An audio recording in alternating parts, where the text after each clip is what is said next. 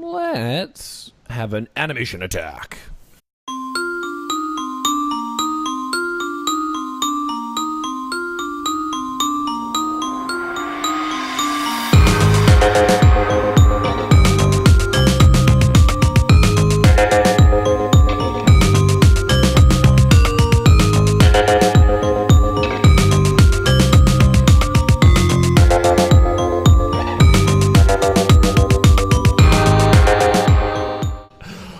BoJack Horseman.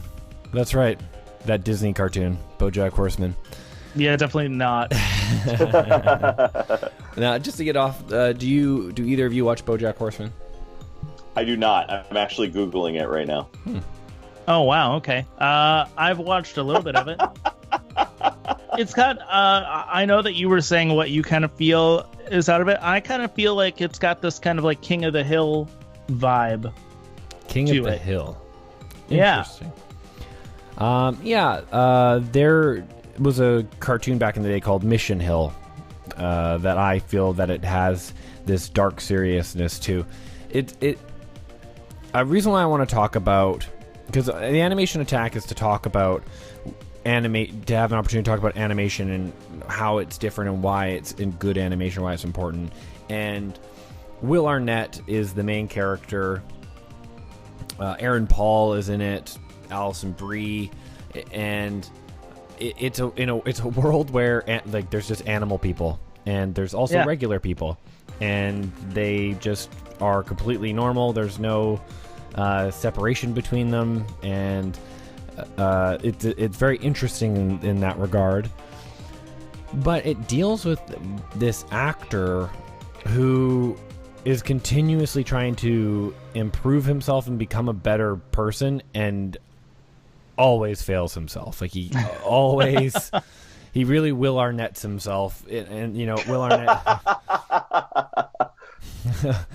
Will Arnett is so great at playing this type of character. He does it on Flaked on Netflix, BoJack Horseman. The reason why I think it's important, if you love animation and you love even just Disney animation, is to see the type of story that can be told through animation, and how the show could be done live action, filmed almost exactly the same way, and it wouldn't be as nearly as impactful or nearly as interesting, because there's something about the animation medium, and it's kind of hard because you guys haven't really seen it or know, but it's doing things. Yeah, we both literally left you out to dry in this segment. Yeah, but you're going to be leaving me out to dry on the next one too, so it's okay. It really teaches you what you can do with animation that isn't about being able to draw anything you want to draw. It's about how you can set up a scene, how you can create, why am I connected to this horse person? I don't care. Why do I care about this horse guy? Right. Who cares? It's not real at all. But you have such an attachment to the character, and you're able to deal with things with a bit of disconnection. And that disconnect is kind of the theme and the message in the whole series, is his disconnect from reality, his disconnect to people. As much as people feel so close to him, he still has this layer of just, I could leave at any moment. And Will Arnettiness. Yeah. Yeah. I think animation though in general, right? It's gives a sense of freedom, to who's ever creating it, but it also gives a sense of freedom to the viewer, because we have way less expectations from animation as far as okay, this needs to be, boxed into some sort of reality. Yes. If it's a live action. And when we completely suspend not only our disbelief, but just our knowledge of what the world should be like, when we watch animation, it really kind of opens up a new opportunity to think about, okay, now you've shown me this, now how do I reconnect it back to my life?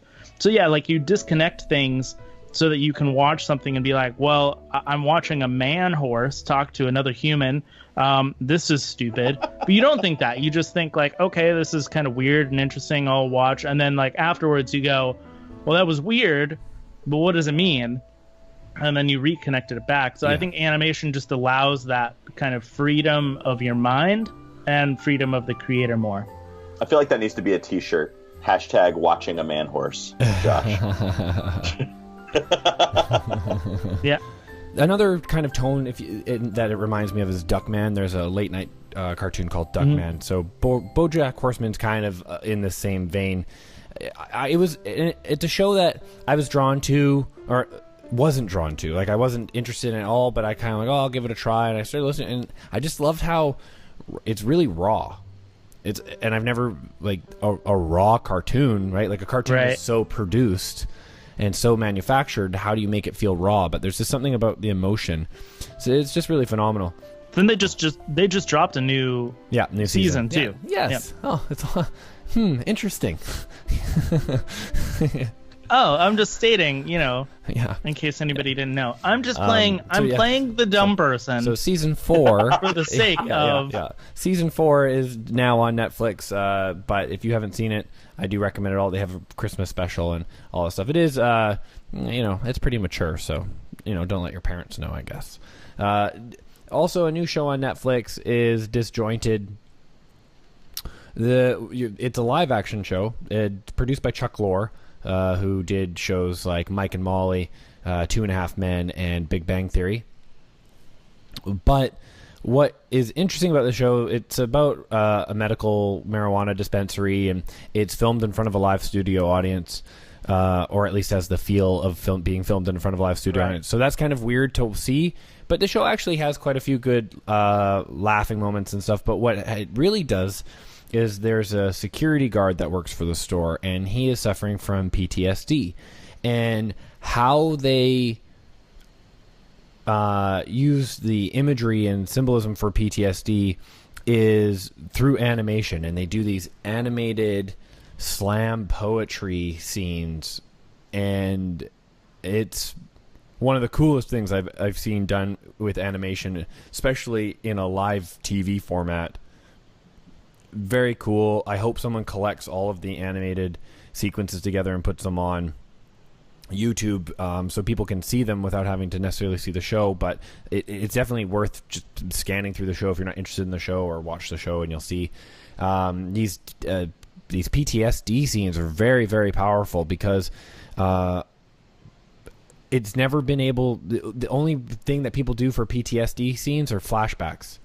Right? Like that's all everyone does is flashbacks, and like this really, really, I think from what I know of people with PTSD, explains it in another way and shows it in another way about it.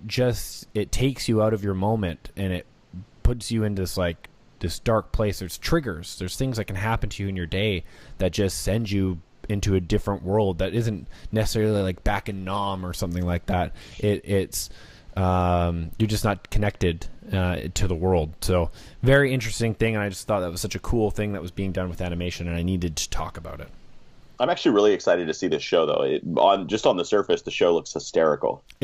Honestly, it is actually very funny. Yeah, like I think it has a weird feel, especially for today's television. But I laugh though, like the whole time I'm watching it. So I think it actually has a really classic feel. It has more of like a 90s sitcom feel, right? Like you were saying, it feels like it's filmed in front of a live studio audience. The interesting thing that they do with the show, like with the animation of the PTSD scenes, as well as they open up the show with this marketing idea of having a YouTube video where they introduce the store, and that's how you get introduced to all the characters. Like the way that it's written is actually a great sitcom, but it's also just a great story and great TV direction or film direction and writing, because they don't overload you with information from the characters just because. They give you the information through the eyes of like making a YouTube video, or like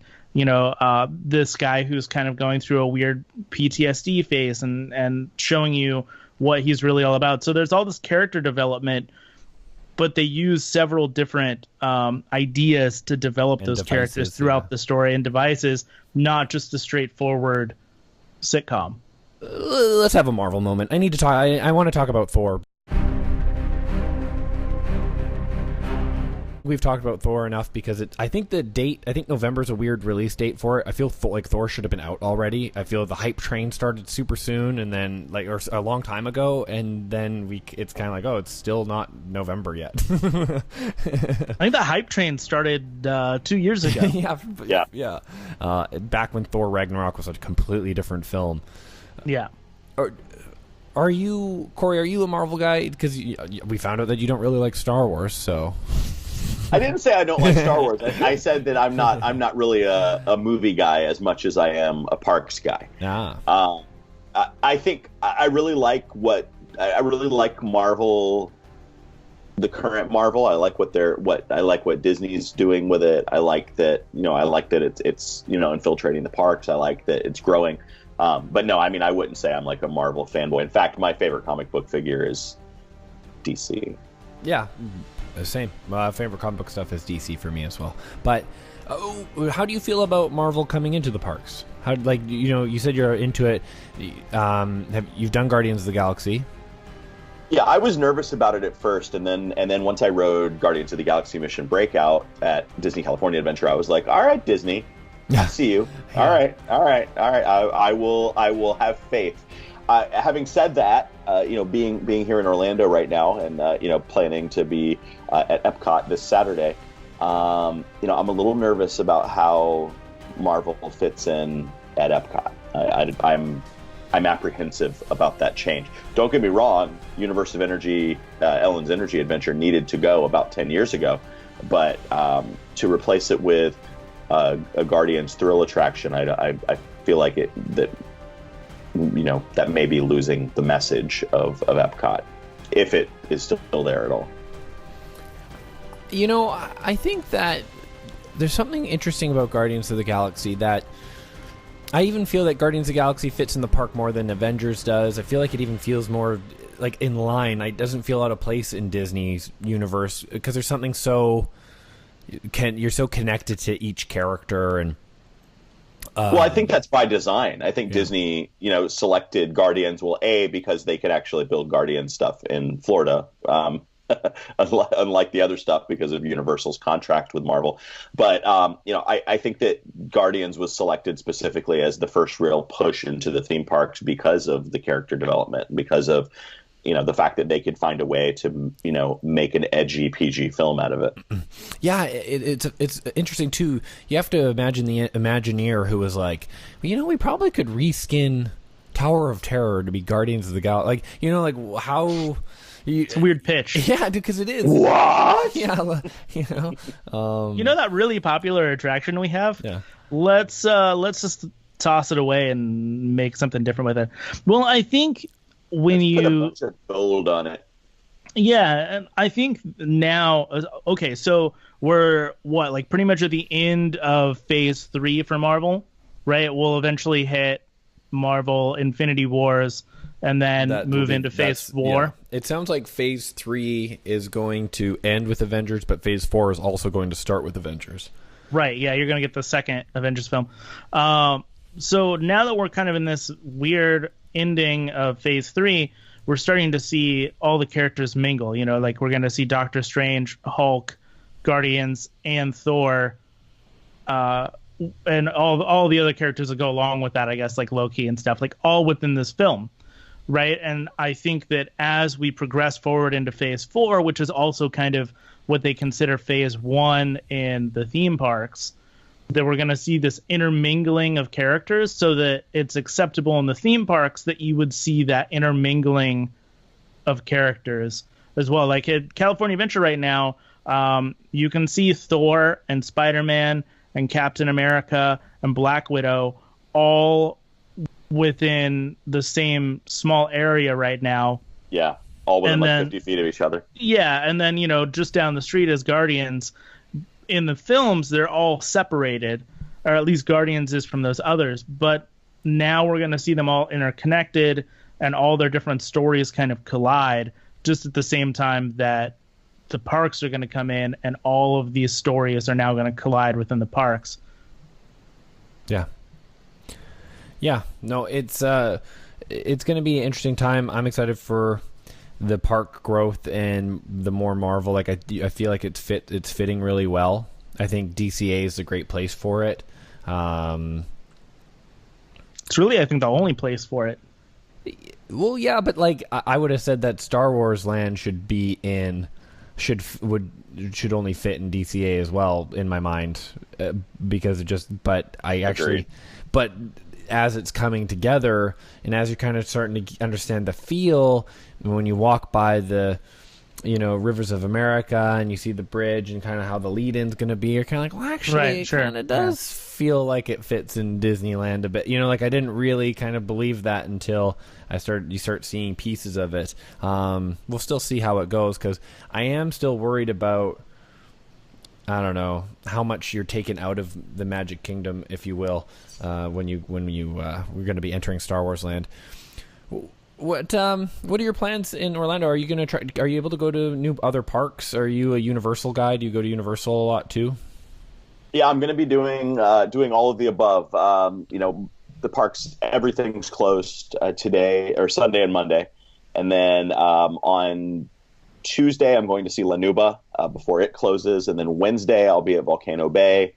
Thursday, I finally get to see Pandora, the World of Avatar, so I'm excited about that. Yeah. Probably wrap the night up at the Magic Kingdom. And then Friday, Universal and Halloween Horror Nights. And then Saturday, Epcot Food and Wine Festival, which means any content I do on Saturday may be a little sloppy. Yeah. Why? Because of all that great food you're eating? Yeah, that. Yeah. It's funny that I got invited to an impromptu evening out last night after work, and I was like, actually I could go out for a couple beers, that'd be fun. And I go out, and I don't go to the bar very often, or like the club, I guess you can call it. And because I just don't like seeing people from high school and stuff, and I like and I don't have anything against them. I just it's just like a whole thing. It's more about me. I'm more like I hate who I was. I hate who I was in high school, or who I think I was, and I hate how I feel like people may have perceived me, and so I don't want people to see me. It's just a weird thing. And really? Yeah, and so I get there, and I'm standing in line, and this guy from high school who was like really in the cool crowd, like cool guy. But our cool kids at our school were nice. Like they weren't, bullying you and stuff like that. Yeah, they were Canadian. Yeah. So they stereotypes are fun. Yeah. But like, yeah, he had an older brother and in the school, and like played hockey and all that stuff. So cool guy, and he sees me and he's like, oh my god, Dale, it's so cool to see you. I'm like, oh hey, how's it going, man? And he's like, I gotta tell you, I follow you guys on Instagram, and I'm like, what's he talking about? And he's like, I proposed. I went to Disneyland and I proposed to my fiance at Disneyland, and I was thinking about you, and I was like, oh, you're talking about Network 1901. This is super weird right now. And he's like, yeah, man. He's like, I told her all about the show and all. And I'm like, oh, that's so cool. He's like, yeah, I'm so into it. I love Disney, and I love that you're doing this, and it's so cool to I know you and you do that. And I'm like, oh, cool, man. Yeah, that's so I didn't know. I'm like, I didn't know what to do. He's like, can I buy you a beer? And I'm like, you don't need to buy me a beer. It's all good. And I promised I would. You didn't take the beer? No, someone else was buying me a drink, actually. I get people buy me drinks when I go out. It's weird. You didn't take two beers? You're like, this conversation's great if it wasn't happening at the urinal. Can we wait? No, I didn't want to take his money. You know, he was just happy to see me, and I don't know. I feel, you know, we're not like tight friends, and it's fine. It was nice that he offered, and I think it was nice to decline. Well, especially considering that he's one of the people that you started this conversation by saying you try to avoid when you go out. Well, yeah, but I don't want it to be. Yeah, I don't want it to be. You know, I avoid these people. Yeah, but no, and then they offer me beer. Yeah, and he listens to the show, so now he's gonna hear this. Yeah. Well, it has you're a bad person, Dale. Yeah, bad. I know. No, it has nothing to do with him and the people. Again, it's me. It's just I have this self-deprecating motto about myself is I'm constantly embarrassed by the man I was yesterday. And I don't know why that's the case, but it's usually true. I'm usually pretty embarrassed by who I was yesterday. And so I'm always trying to like become a better man, and I just, I don't know. But every time I run into someone from high school, they're always like excited to see me and happy. So maybe like I just need to stop putting it out there that I don't want to see people from high school because I didn't like myself. So was this segment about Thor? Yeah, it was. It was about Thor, but then until he dropped the hammer on it. Yeah. Well, you guys didn't really want to talk about it, so I just moved on, and then we talked about the drinking. Anyway, so that's yeah. Yeah, so the drinking reminded me about that story. It's a topic everyone agrees on. Yeah. I'm gonna skip Gotta Geek Out. I don't really care about it. Did you know Newt Scamander was in the movies? He was on the Marauders map. That's cool. People kind of wonder what he was doing there. Some people think that he was there helping Buckbeak because he knows about animals. But yeah, Newt Scamander was in the Harry Potter films, but on the Marauders map, so that's kind of neat. That was just a thing that came out. And I just want to, Kory, when you're going to the bathroom and you're talking to your friend on the phone, like via text or something like that, do you tend to tell them that that's what you're doing, or do you keep that private? I mean, I've been on the toilet this whole show. Yeah, so okay. I don't... Excellent. I think it depends on the friendship, but yeah, I think, I think I've had a boyfriend or two in the past that, will say, "What are you doing?" And I'm like, well, actually. Yeah. It's a conversation that came up because Dale and I are very good friends, and he asked me to send him a picture from my computer, and I said, no, not like a picture from the bathroom. Yeah, but he told me to send him like a picture, an image that I made, like a graphic for the network from my computer, and I said I can't, and he basically kept on being like, why? And I sent him a picture, like a little funny meme or whatever, like, and you didn't ask why, but like you were like. I was going to say, Josh seems like the kind of person that volunteers that information, whether you want it or not, right? I sent you a funny picture, and you said, I wish you would have spent the time that you sent this funny picture to me from your phone on sending me the graphic. Yeah. And I had to say, I can't send you the picture of the graphic. Yeah. I can't. I'm on my phone talking to you from the toilet. Yeah, actually, he said, "I'm pooping," is what he said. Well, honestly, Dale, in that case, and since we're in Kory's court right now, you deserved it. That's true. Oh yeah, I gave him the gears because he sent me a funny picture, and I'm like, I wish you spent that time getting me the picture I asked for, but you just kept digging. Digging. That's what I did. I just feel like Dale and I are close enough as friends that if I'm pooping and he needs to know that I'm pooping, I can tell him that I am. It's a real mature show we got here. Let's have a little 411 on the 1901. 411 on 1901. Let's get some more information on us.